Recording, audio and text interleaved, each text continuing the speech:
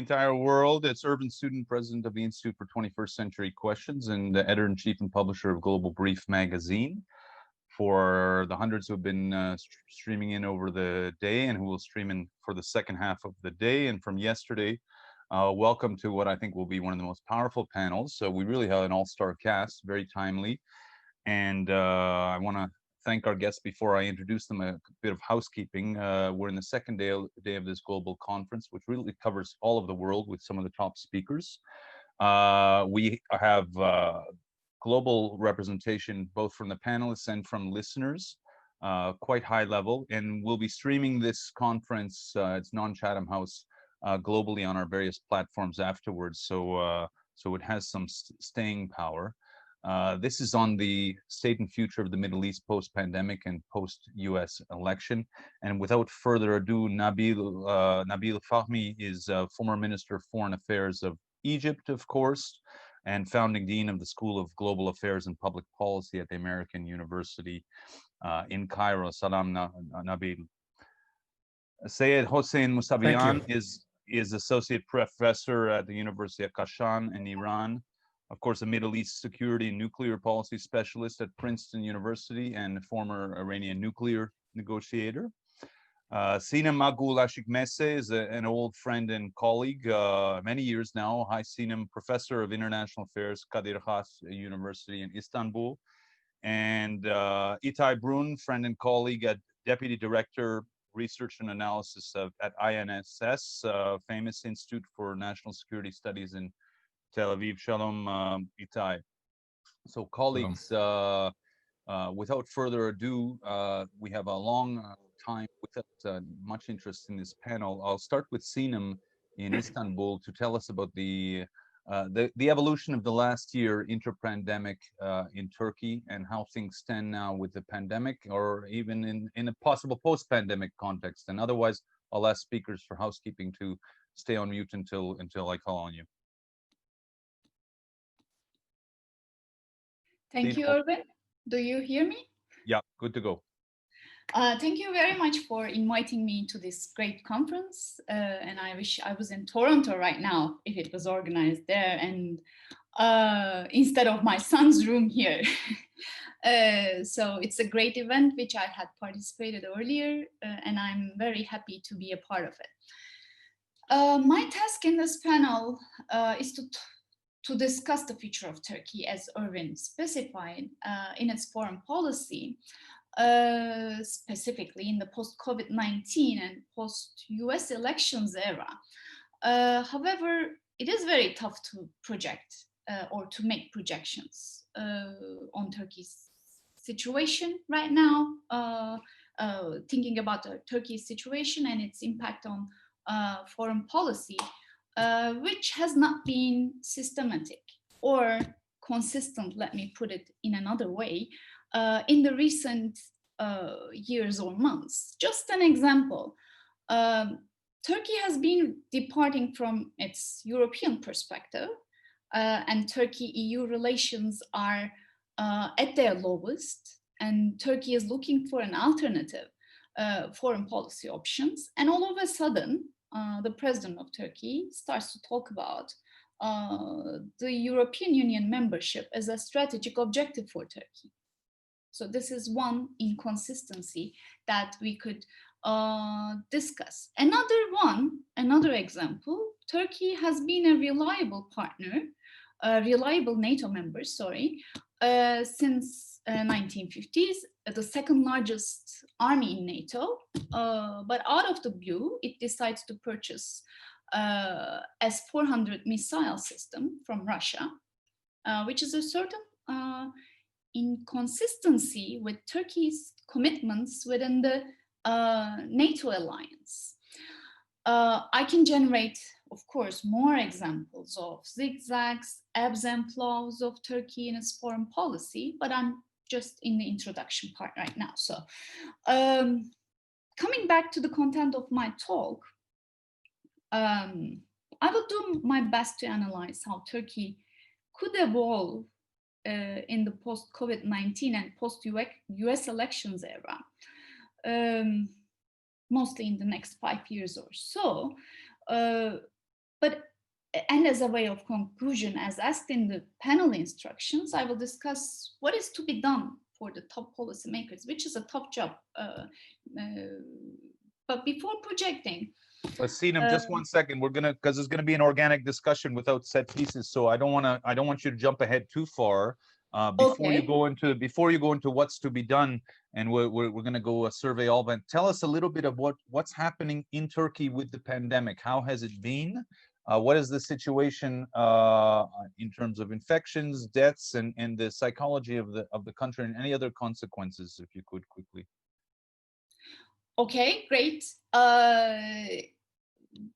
I'm happy to hear there will be a second round on projections and the future perspectives.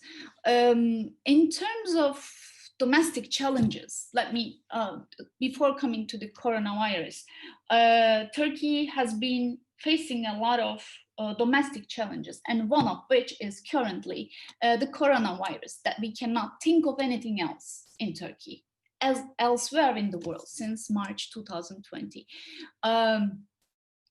It had, of course, unprecedented repercussions, politically, domestically, financially. But first of all, as you asked, it has created a lot of issues at the humanitarian level.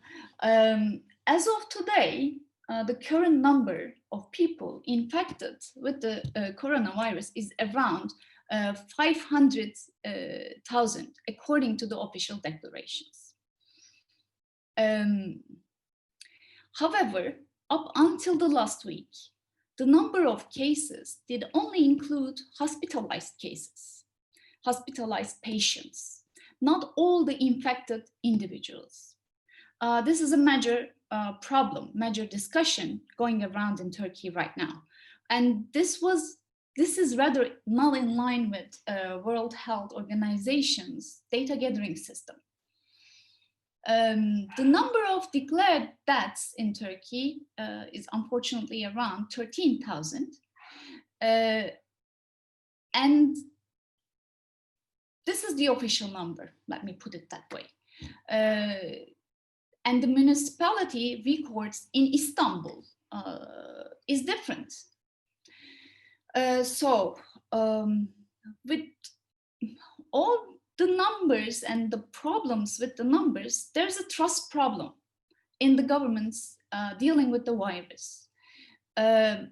Moreover, the policies of opening all the workplaces up until the last week, but closing the schools is another policy criticized by the public.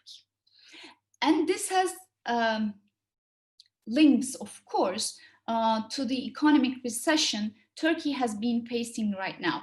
But Irvin, I can stop here, and then we could talk more about the other challenges of Turkey. This is all about the coronavirus that I could say right now, but if there are any questions, I would be happy to ask. We will have many rounds, Sinem, so we'll be back. We have a long time together. Not a problem. Seyed Hossein Mousavian, hello.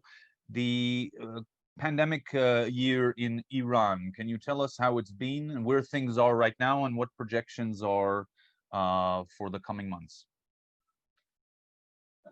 Frankly speaking, the situation in Iran is really bad. The average of fatality death has been about 450 to 500 during last 3-4 weeks. This is the highest rate we have ever had after the coronavirus. The government has announced very special restrictions and limits from practically today for 2 weeks, and shut down many organizations, ministries, and even restaurants, shops, travels. Today, it came down to 390 after almost 3-4 days of some limits, which today practically was the highest level of limits we have ever had in Iran after the corona.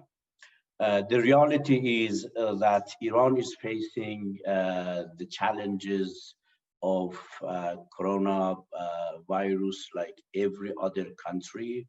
They have the same challenges, but Iran has one more specific challenge, which is the US sanctions, the maximum pressure policy of Trump, which practically has blocked every financial transaction for Iran to import medicine, medical equipment.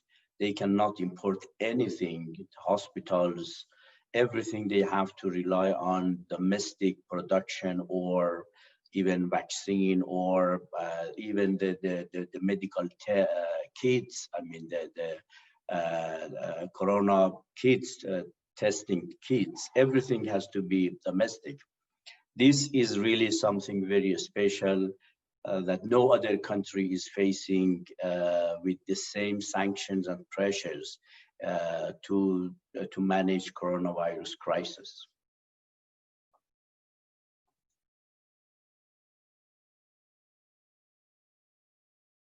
Yeah. How about hospital capacity, Seyed Hossein, in Iran as a result of sanctions or independently of sanctions, hospital capacity for things other than COVID patients, other diagnoses, other surgeries? How about schooling in Iran and the economic situation over the course of the year as a result of the pandemic? What are some of the statistics there? The economic situation also has been faced with two big issues. Of course, pandemic has impacted every country's economy. This is the same for Iran. But at the same time, Iranian economy, all dimensions, every sector of economy is suffering from the US sanctions. When you are talking about the hospitals, even without coronavirus situation, the hospitals, they have their limits for medical equipment, for constructions, for importing technology, medical technology, for importing medicine and so. Therefore, I would say Iran is in very critical situation, both economically and also on coronavirus. Definitely, we have this functionality, like we have this functionality of managing coronavirus in many other countries, like the US. But the specific problem Iran is facing, which no other country, Iranian economy and the Iranian Ministry of Health, to manage the coronavirus is the maximum pressure policy of Trump, which practically has blocked every transaction for Iran to import any goods and technology and medicine and equipments. Okay, merci. We're going to turn to Itai in Tel Aviv because Nabil has plugged out for a second. Itai, the pandemic situation in Israel over the last year and the situation now. I know the country was in lockdown until quite recently. What are the statistics, and is there a prospect of pivoting into a post-pandemic Israel? Hi, good evening to everybody from Israel, from Ramat Gan near Tel Aviv. The statistics, in Israel, we have about 300,000 people that were infected. We have about 3,000 people that died from COVID-19, and it makes about 325 to 1 million. And we have population of around 9 million. So it seems that all states are suffering in their own ways, but this is the situation, this is the data concerning Israel. But moreover, COVID-19 is happening while Israel is suffering a multidimensional crisis. It's of course medical crisis, but also economic crisis and social crisis, and it comes all together in the same time, and these all are affecting each other. As you probably know, we had 3 rounds of elections during the last year. We have a unity government that is not stable, and it might be that we're going to a 4th round of election. And the unity government, because of this problem, find it very difficult to cope with the virus. And as you said, we had just ended the 2nd round of the lockdown, and just on Friday they opened for the first time the malls. There are demonstrations all around Israel, partly concerning COVID-19, but mainly against the government, against the unity government, and specifically against Netanyahu. The economic situation is quite complicated. There are hundreds of thousands of unemployed people that were sent to their homes when it started, but most of them are being paid by the government. So it's difficult to say what is the real situation. There are also some positive signs. For example, the stock market is booming, high rates.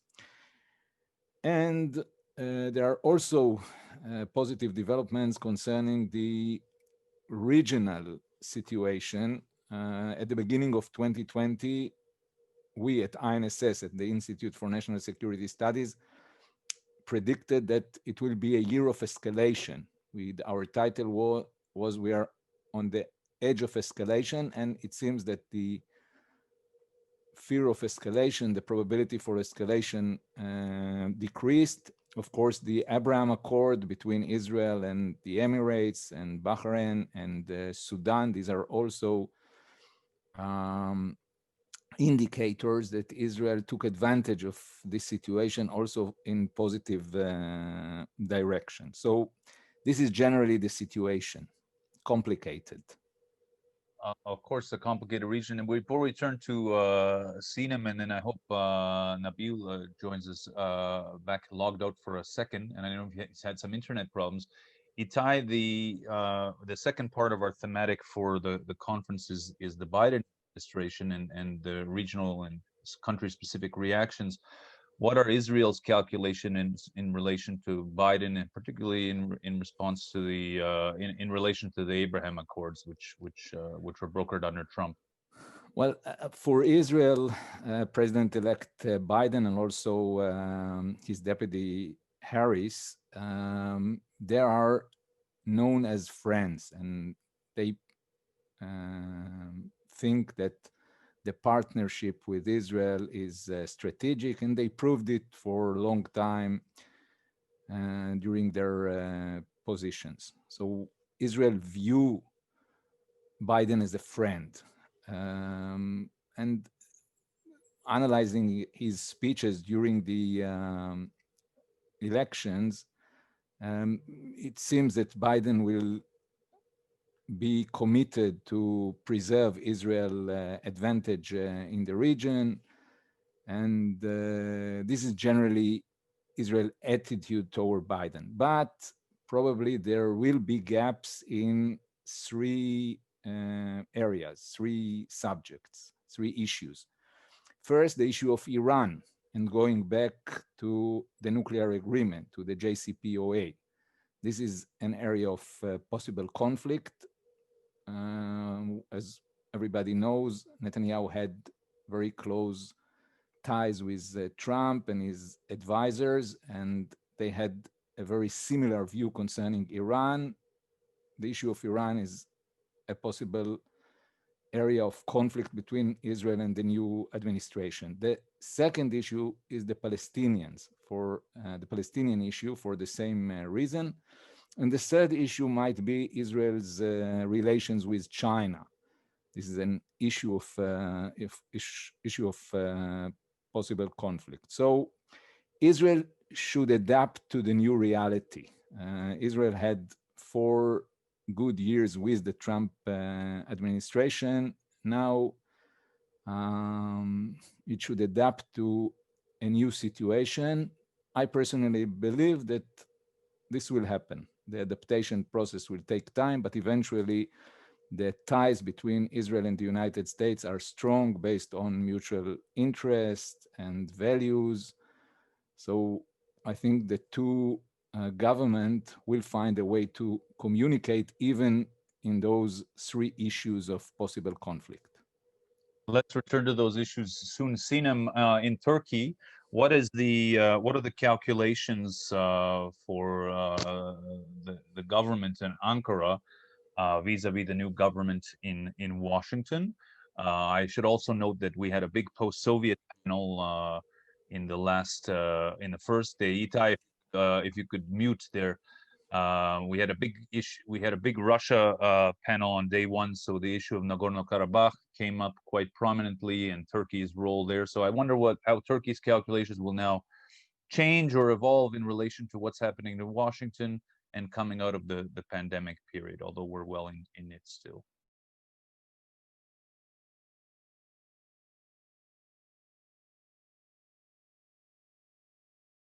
Sorry. We have to think about the challenges Turkey-US relations have faced over the years, and those expectations of Biden administration rely a lot on those challenges. And first of all, there's a problem about how to fight the Islamic State group in Turkey's neighborhood Syria. And US support, Trump's support to the Kurds was obvious, has been obvious. And no change is expected there with the Biden administration. No deeper involvement of the US in the region is expected in the Turkish perspective.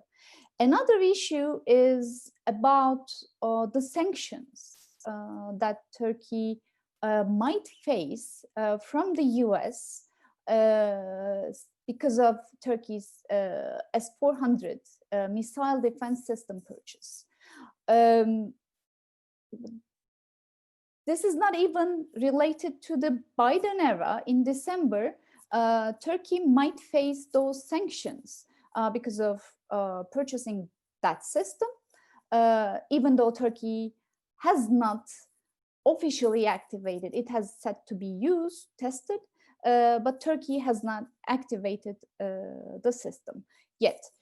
But another expectation could be related to Biden's potential policy of a multilateral format, also linked to his policy, the government's policy on including international institutions and focusing on the revival of NATO, and Turkey being a part of NATO and also being the second largest army in NATO. There's an expectation that there could be a link forged between the US, between the new administration and Turkey. But the obvious fact is that the Biden administration will focus on democratization and fundamental freedoms related to Turkey. Maybe in the future scenarios, we might discuss how things will evolve in that perspective, but there's an expectation that there could be a two-sided policy. One is linked to that democratization issue and Turkey's democratic reforms. This is not only an expectation from the US side, by the way, this is an expectation from the West as a whole, from the EU as well. And also another, I focused on the first side of the policy, which will be specifically on democratization. And secondly, it will focus on the unsolved problems of Turkey-US relations. And that was in a bilateral format in the Trump era. Trump did not include any international institutions. He did not use diplomacy. He just contacted directly President Erdogan, and also he threatened Turkey over his tweets, as well known for elsewhere in the world. So this will be a different era at some issues, but it will also include some continuities, specifically in the Syrian theater, as expected. Okay, thank you, Sinem. I think Nabil is back with us. So Hussein, just before we turn to you, Nabil, are you there? Nabil, are you there? Yes, I am. Okay, Nabil, Yes. Great to hear you. Very quickly, we missed the first go around with you. So if quickly, before we turn to Hussein and get into real details, can you tell us, Nabil, how the first year has been of the pandemic for Egypt in particular, and that part of Africa in general? How have the numbers been, and is there a prospect of a post-pandemic imminent future for the country? Sure, very quickly. North Africa in particular, and I push that into the Middle East, has been going through a transformation over the last decade or so, but the last decade has been quite turbulent. That has in effect had a negative effect on economies of the region, because many of them relate to tourism and so on. The pandemic came in all honesty, if I take my own country, for a country of 100 million plus, the numbers are relatively good. At the peak, they were a little bit over 1,000 a day. Today, over the last week, they're in the 300s, and that's a 200% increase than 3 weeks ago.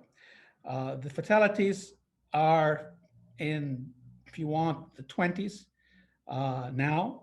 They had reached a little bit 100 at the peak.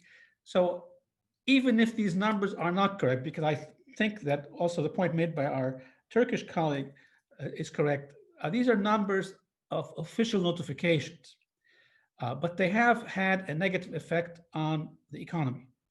And I would add that if we reach high numbers, again, we will have difficult hospitalization problems. But we have come out, let me summarize it for you very quickly. In 68 years, from 52 to 2011, we had one revolution and 4 presidents. Between 2011 and 2014, we had 2 revolutions and 4 presidents. It shows you the level of shock that's happening in the region, in my own country, and that's affected our economy. It's also affected our activity in the region. So another problem which affects transportation, tourism, is really problematic for us economically. We have been growing because we've been taking some very tough measures and we have spent a lot of money, stimulus. We still have been growing at 3%, which is very, very high for countries now, but it's too low for Egypt. We need to be at 8, 9%, and that's not going to be able to turn out if we cannot deal with the pandemic because of tourism. The general problem in Africa, the numbers are not very high, but the hospitalization capacity is low.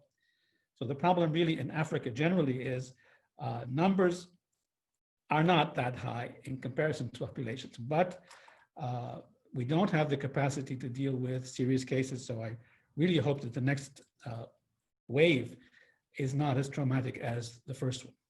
Can I ask quickly, Nabil, can I ask quickly about schooling, the schooling situation for children in primary and secondary school, because it did come up in stark contrast earlier in the day that East Asia, which has been doing quite well with the pandemic, has very few cases of kids expelled out of formal schooling, whereas India has huge cases, and here in Canada and in the United States, very huge numbers for advanced countries of kids not in effective schooling. What about in Egypt? Great question. This is a personal story. I flew in at the very beginning of the pandemic from India through Dubai to Cairo. The only airport that had checks in the airport was the Egyptian airport at that time. Now we're all doing that. As we went into the process, we initially used very stringent measures. We closed down everything.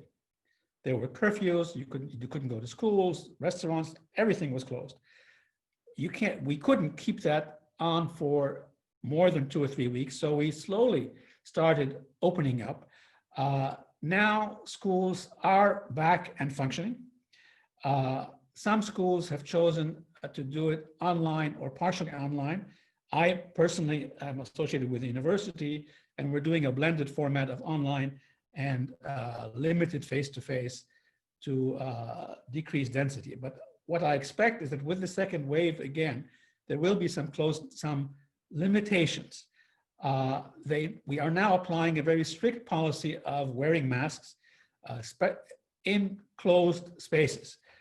Egyptians have a tendency not to follow the rules.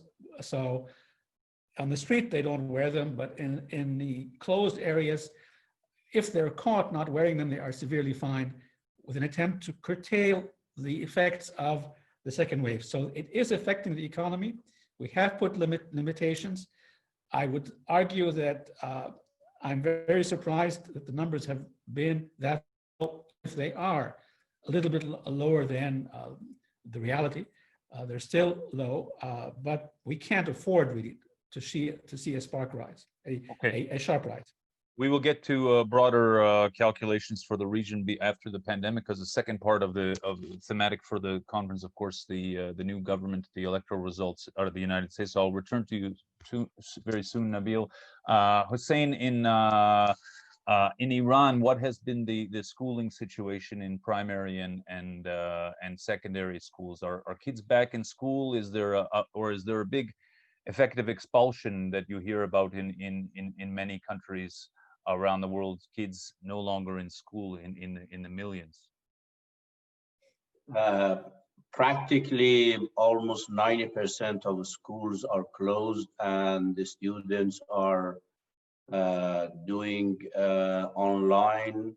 The Ministry of Education has created a very comprehensive package of technology for schools in order to enable them to handle all classes online. I have 2 grandsons. From 8 o'clock to 4 o'clock in the afternoon, they are fully engaged with different classes, and they are at home, supervised, controlled by teachers, and it's working very well. Great. Can I ask Hossein now, what would official calculations and maybe unofficial or effective calculations be in Tehran? You talked about maximum pressure in the Trump context. Now a Biden administration comes in. What would the calculus be if it's changed at all in Tehran and in leadership circles in Iran? See, the reality is that during last 3 years, we have had completely very different situation in relation between Iran and some regional countries like Israel and Saudi Arabia, and even the US. One is the fact that the alliance between Trump administration, Tel Aviv, and Riyadh has been established to confront Iran. If they have had before some secret confidential relations in order to fight Iran, now this has been completely overt and official. Emirate also has joined them. This is one issue. Second, the fact that the US with maximum pressure policy, which is the most comprehensive sanction regimes ever after Revolution 1979 against Iran, and Riyadh, Mohammed bin Salman, by officially stating that we are going to take war inside Iran, and Prime Minister Netanyahu, which officially said if Biden is going to come back to JCPOA, we may attack Iran. Therefore, all this you hear is completely unprecedented and extremely dangerous. And the third issue is the fact before assassination of General Soleimani, Iran and the US, in some way, Iran with Saudi Arabia, US and Israel was in economic war, security war, political war, cyber war, short of military war. But when the Trump administration assassinated General Soleimani in Iraq, it was clearly an act of war. And yesterday, Israeli intelligence service assassinated the defense ministry, the deputy of defense ministry of Iran, Mr. Fakhrizadeh, which is practically an act of war from Israeli side. Therefore, we can say practically the US and Israel have started war with Iran by assassinating two very, very high level military officials of Iran. And everybody is hoping that by coming Biden to office, again, diplomacy would come back rather than bullying, pressure, regime change, confrontation. And again, diplomacy, engagement, dialogue would come back. But as I understand, and many in the world, they understand, Israelis and Saudis, they are going to do everything to prevent any diplomacy Biden is going or is willing to have with Iran.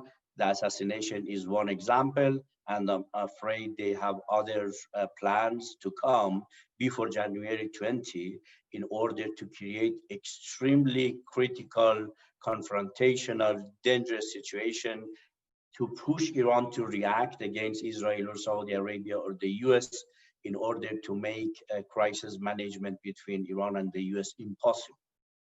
Now, Hossein, you would know that one of the algorithms floated by our institute, led by the co-founder, Sasan Shomnesh, was the idea of a regional security framework over time in Western Asia, in the Middle East, where one does not exist today. Obviously, even in this panel, we see all sorts of security dilemmas, lack of confidence, lack of context between countries, only partial contacts in earnest. This framework has been championed by different countries, including China to some extent, Russia, some Western countries, some in the Middle East. I wonder what your thinking is about that type of framework as a possible exit structure over time from some of these wicked dynamics. When we are looking to the Middle East, we have multiple crises, but I would say the most important crises are twofold. One is related to Israeli-Palestinian crisis, which is about 60, 70 years of history. And we have multiple UN resolutions for two-state solutions in order to manage the crisis through a two-state solution, to recognize the rights of Palestinians, which the cabinet of Netanyahu has totally undermined and killed the idea of two-state solution in order to leave zero chance for Palestinians to have independent country.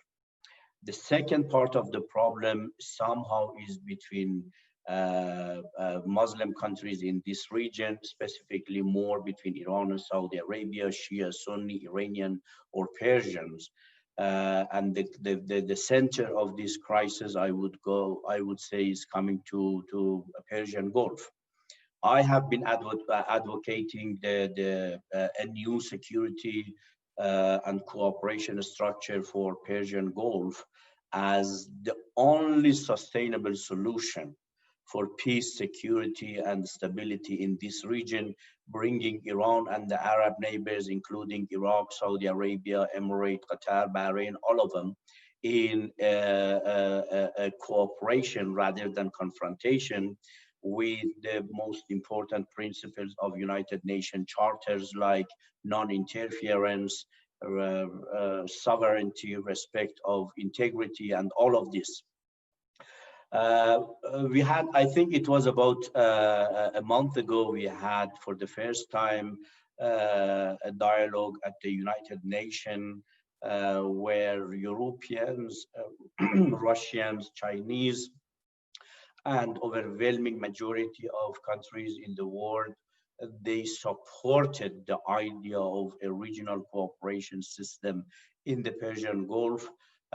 United States, I mean, the President Trump administration, Israelis, they opposed, and the Arab League somehow only blamed Iran for all the problems in the region. I mean, the Arab League is practically after undermining the role of Egypt. I believe Saudi Arabia has taken the leading role in Arab League, and I don't believe there is any more an effective Arab League anymore.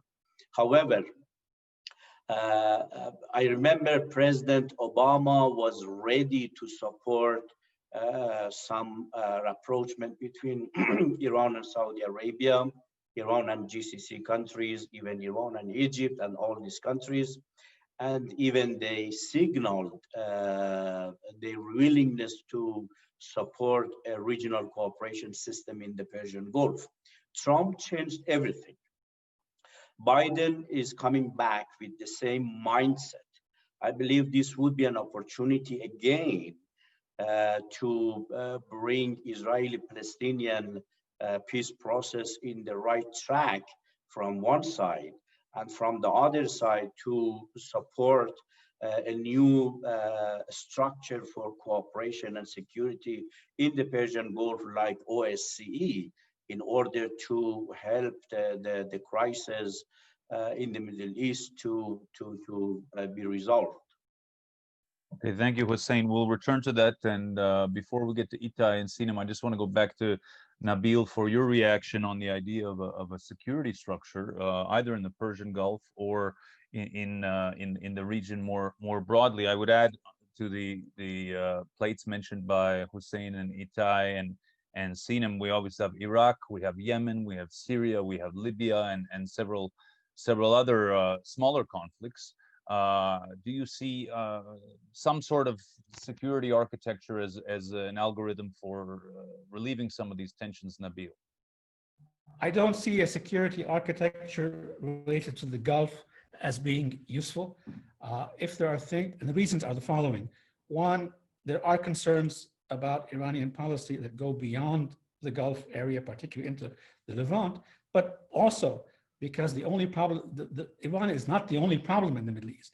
We have problems with regards to the lack of progress on the Arab-Israeli peace process. We have, frankly, problems with Erdogan's Turkish policy and his ambitions in the Levant and also in North Africa. So I support what Hossein is saying, that we need to have a security structure. I think we should go beyond what he's suggesting. And I would suggest that actually, because the US is part of the configuration, but had been also had taken a position per se vis-a-vis some of these issues, I would actually suggest going back to the UN, having the Security Council supervise negotiations on a Middle East security structure. If we're taking the nuclear issue per se, it should involve all nuclear programs in the Middle East. Of course, it would include detailed processes on the Iranian programs. It would involve our programs in Egypt. That has to involve the Israeli programs as well. So that's one track. I would also argue that we're not going to move from 0 to 100. So the Security Council and the organizations dealing with CW, IEA, the CTBT agreement, they should help us develop some confidence building measures to start that process, to look for a wider structure. And I would add to that, that the reason I say the Security Council is not because I'm a multilateralist, I am, but it's because this has to be based on international order.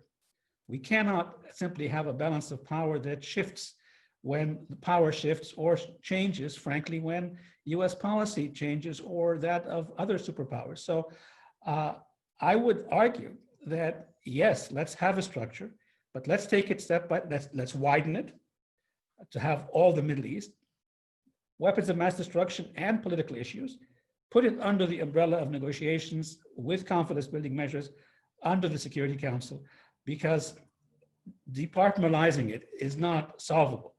And we cannot make exceptions in terms of weapon systems, or accept rule of law, argue rule of law in one areas of international relations and ignore them completely in other areas. And here specifically, I'm looking at the situation with the Palestinians, but I would argue also the situation in Libya is a mess. The situation in the Levant, Syria, is problematic. We're still looking at how to make sustainable the situation in Iraq. And of course, the Yemen situation is problematic. We need to negotiate and work together to move forward incrementally towards a larger umbrella, and regrettably, we can't negotiate it ourselves. Let me close with one point on it before I allow you to move on. We need to realize the US is less interested in the Middle East today than it was in the past.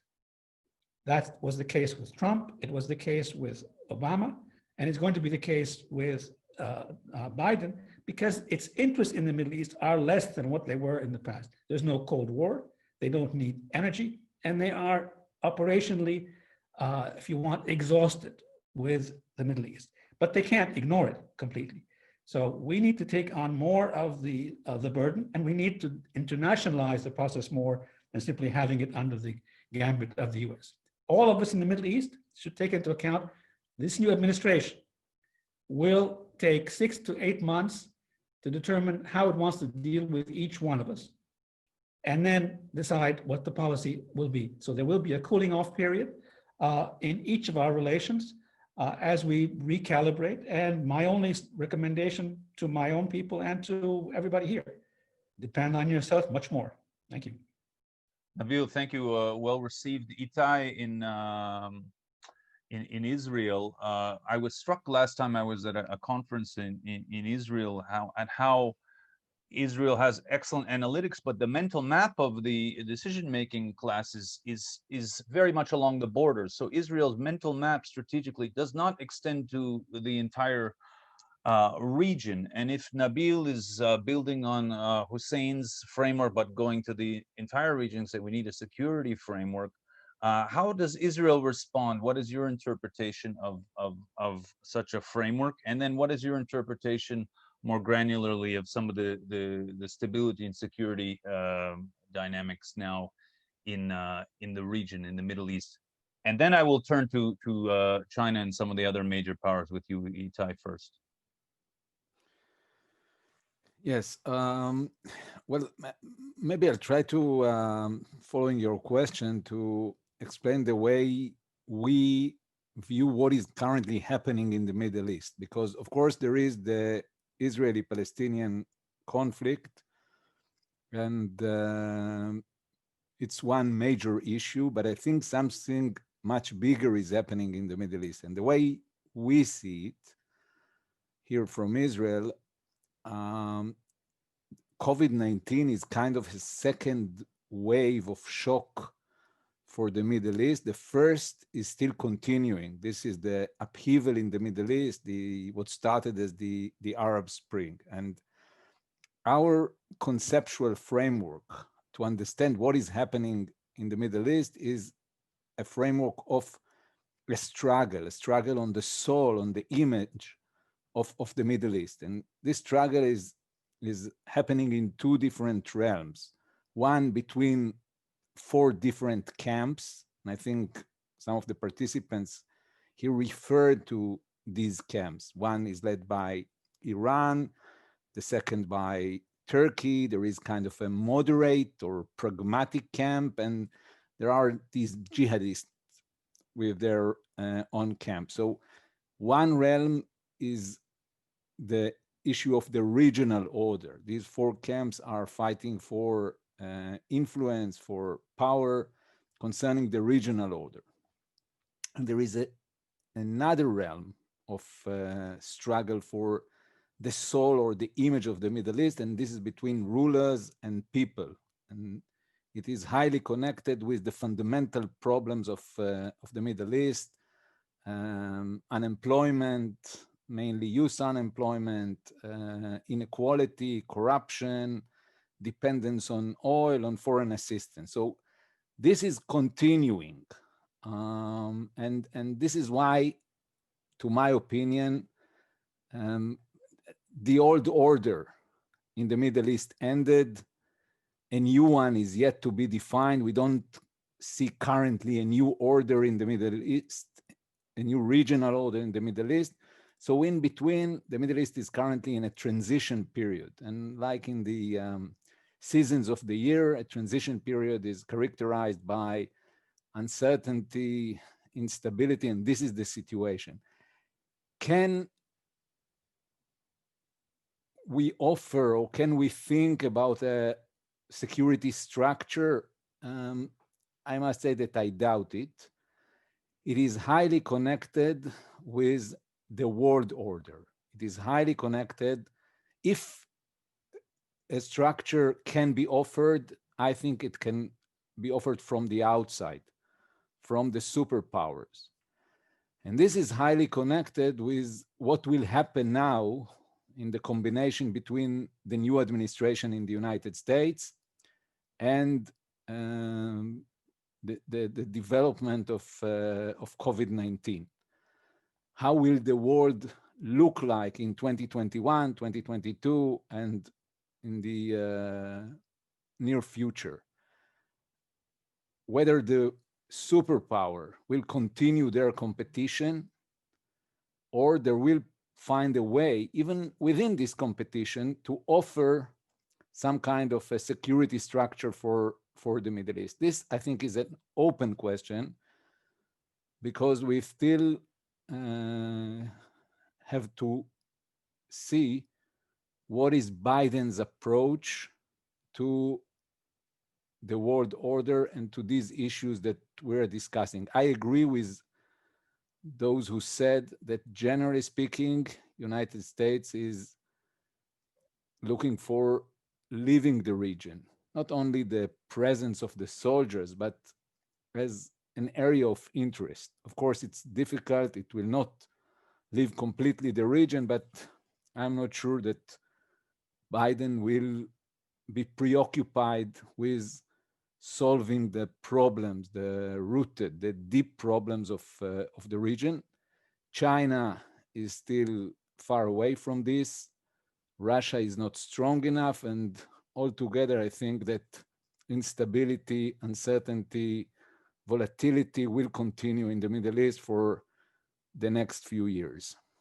So Itai, I just want to, you spoke about three of the major powers. You forgot the fourth one here in Canada, which can obviously impose some sort of structure as well.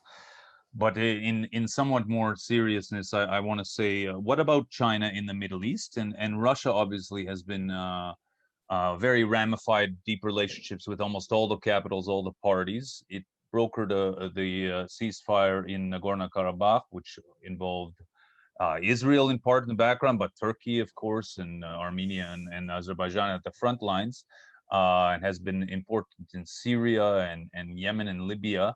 But you will probably say both Russia and China are too small to engineer this architecture, but the US not sufficiently invested in the Middle East. So what kind of compact between the great powers, those three major powers, and the smaller Middle Eastern states, but at least led by the bigger ones, can be divined in the future, if at all, to tame the situation?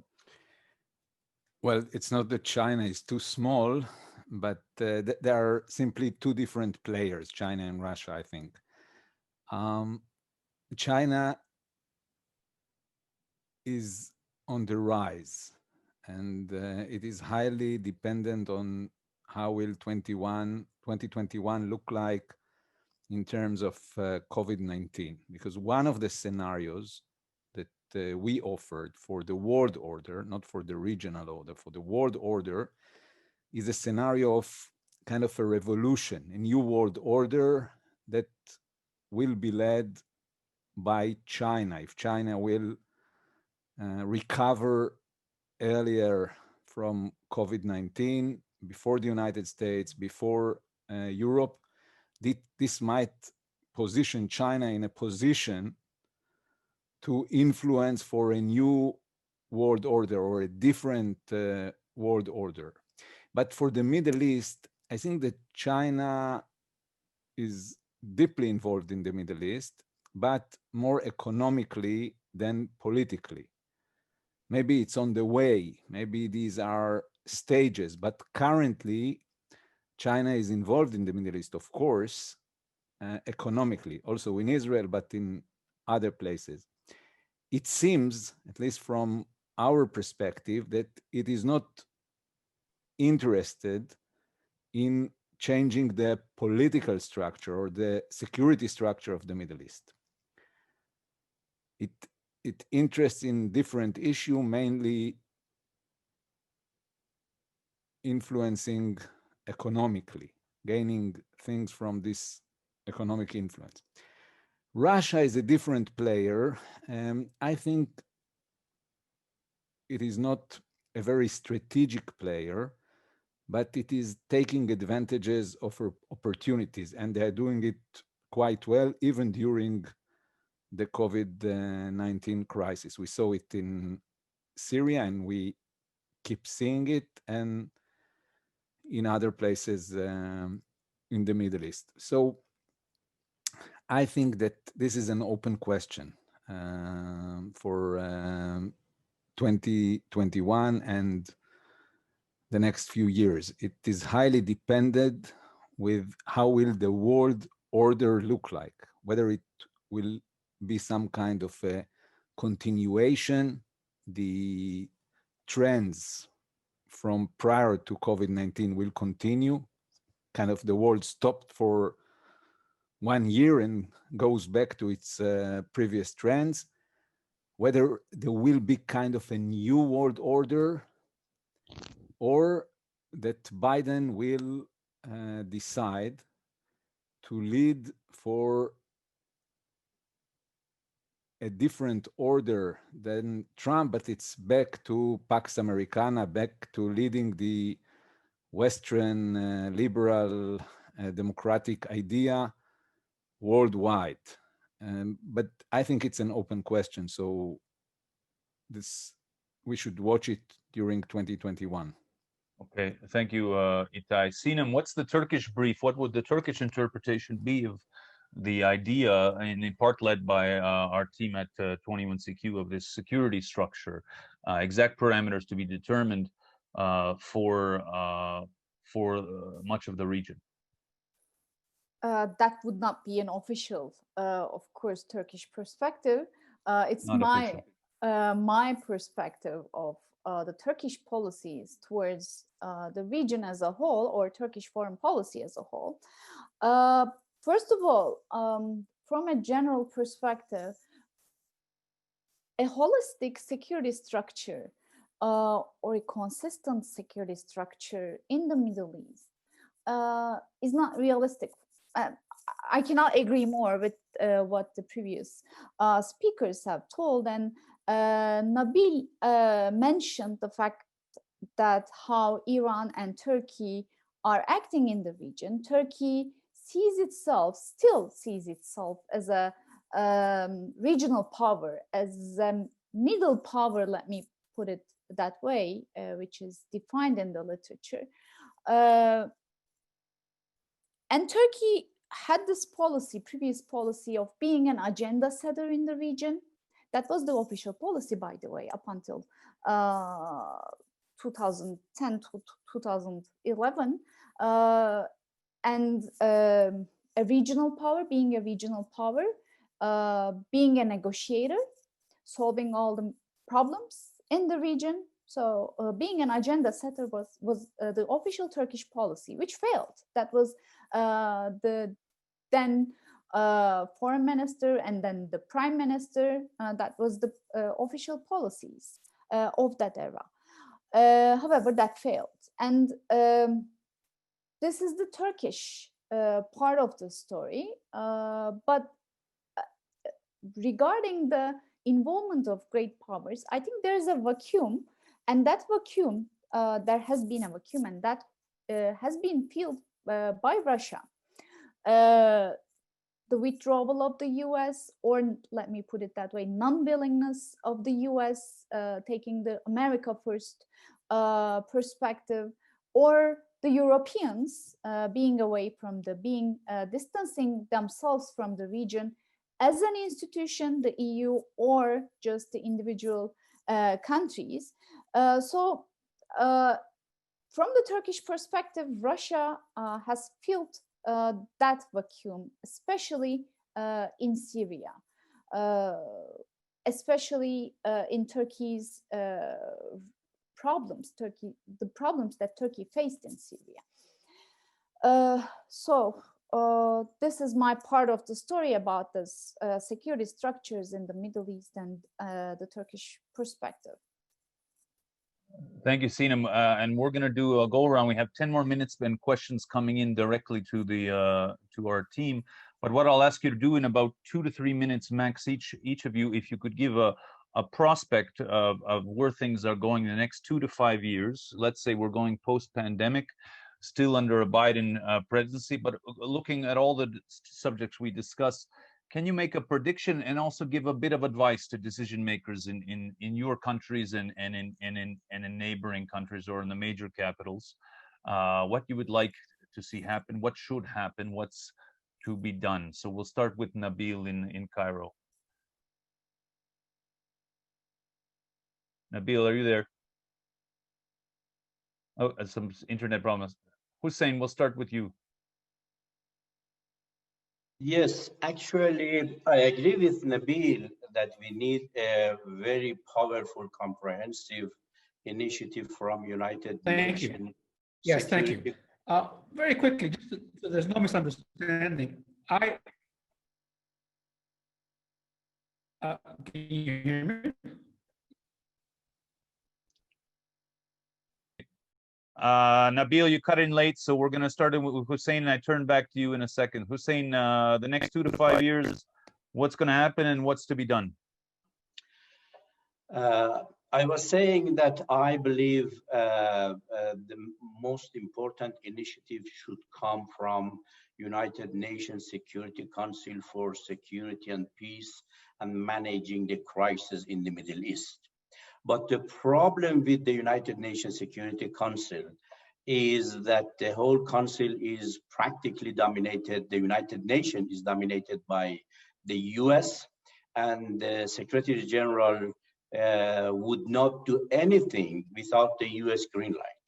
Therefore, he is the Secretary General of United States rather than Secretary General of United Nations. This is one. Second, the United States Middle East policy is practically Israeli Middle East policy.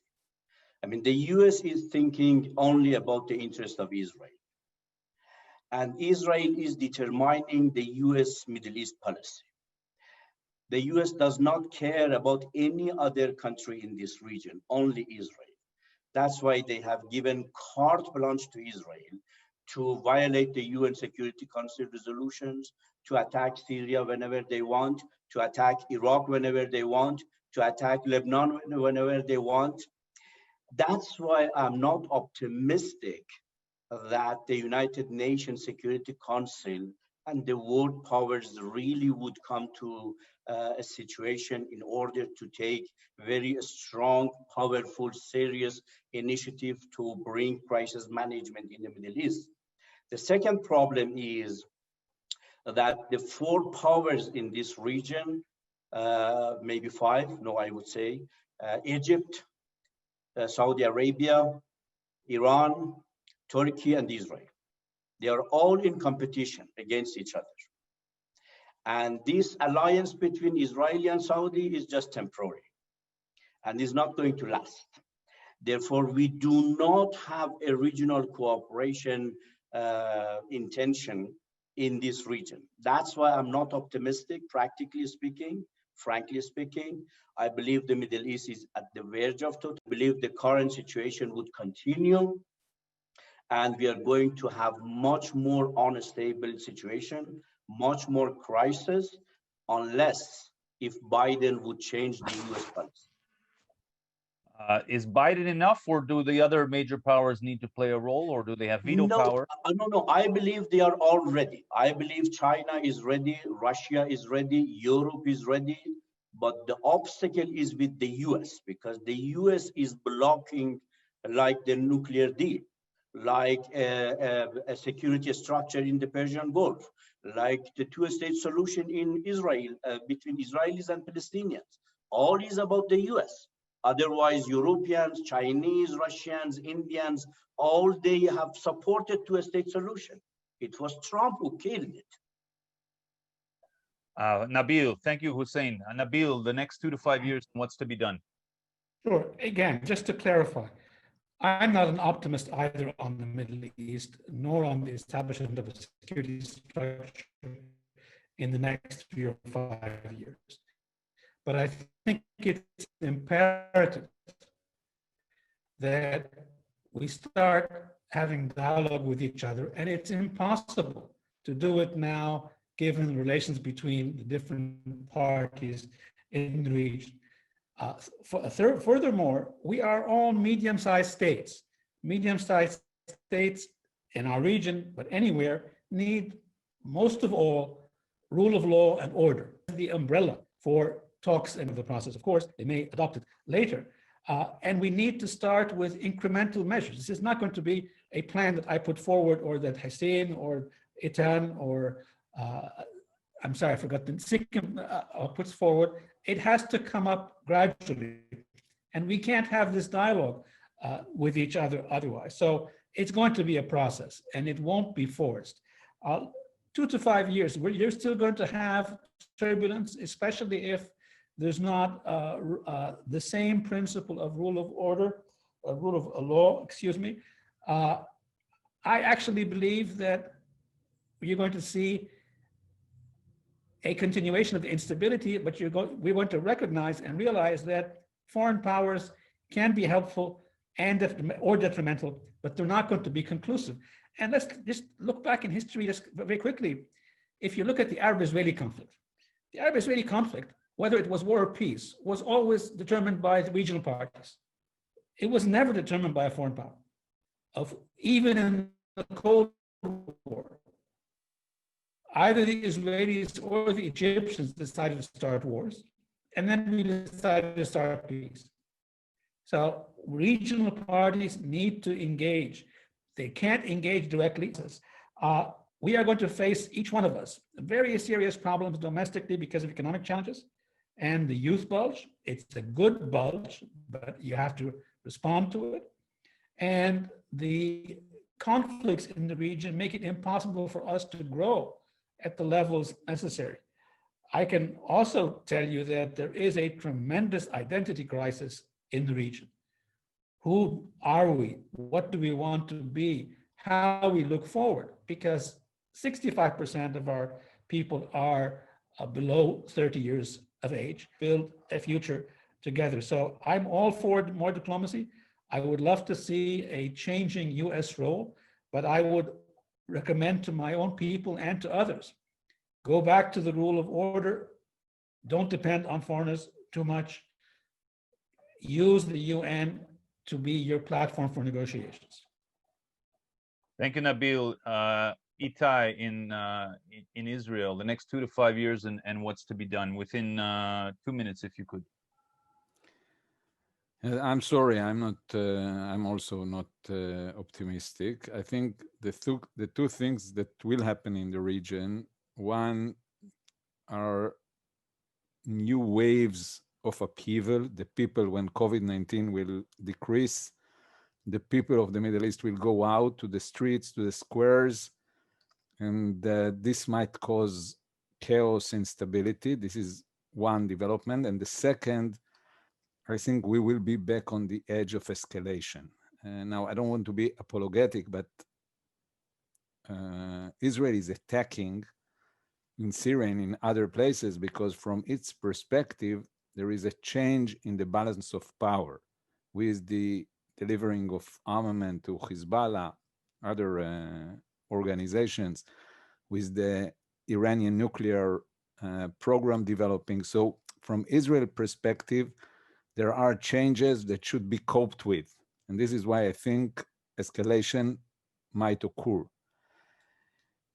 The region cannot solve, my opinion, the region cannot solve its own problem.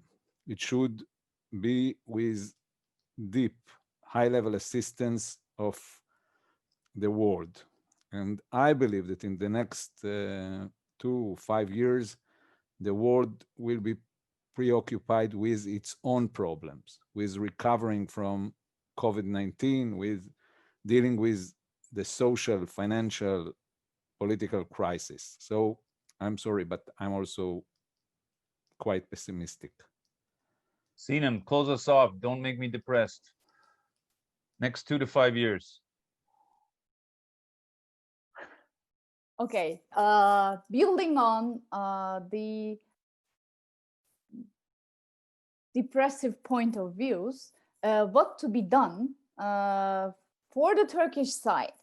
Turkish policies within the region depend a lot on Turkey's relations with outside powers, like the US, like the EU and the European countries, and also Russia. So what is to be done should be focused on trust building. You want me to be optimistic, so I will finish with nice words. Trust building is the issue because trust is lost, has been lost for many years within the region as a whole, also in Turkey's relations with the US, in Turkey's relations with the European Union, and there has never been a reliability of partnership with Russia. So basically, focusing on democratic reforms within the country should be the priority in order to revive all these relationships in a better mood. So this is the only way that I could be optimistic. Thank you, Sinem. Thank you, Itai, Hossein, Nabil. Sincere thanks. I think it was a very real panel, and we're delighted to have captured 4 of the 5 centers of power that were mentioned, and the 6th obviously is Canada, which I'll invoke. And with the deep identity crisis that Nabil talked about, we're good at that as well. I wish you a great evening, most likely where you are, and a wonderful weekend, end of year. And we hope we stay in touch and continue to follow our work. We'll continue to float algorithms for this very difficult but fascinating region, and hope you stay in touch amongst yourselves. Please stick around. I know the favorite after the Middle East for all Middle Easterners is Latin America, and that's what we turn to next. Have a good evening.